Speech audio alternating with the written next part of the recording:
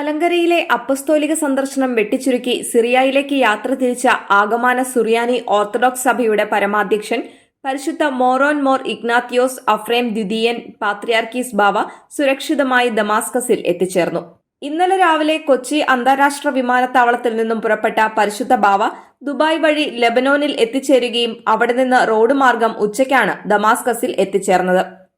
സിറിയയിലെ സ്ഥിതിഗതികൾ കലുഷിതമായ സാഹചര്യത്തിലാണ് അവിടുത്തെ സഭാമക്കളോടൊപ്പം ആയിരിക്കാൻ പാത്രിയാർക്കീസ് ബാവ കേരളത്തിൽ നിന്ന് മടങ്ങിയത്. ദമാസ്കസിലെ സ്ഥിതിഗതികൾ ശാന്തമായിരിക്കുന്നതായി പരിശുദ്ധ പിതാവ് അറിയിച്ചു.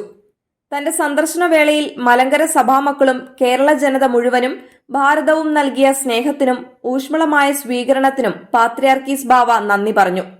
സിറിയയിലെയും മധ്യപൂർവ്വ ദേശങ്ങളിലെയും ജനങ്ങളെ തുടർന്നും പ്രാർത്ഥനയിൽ ഓർക്കണമെന്ന് പിതാവ് അറിയിച്ചു.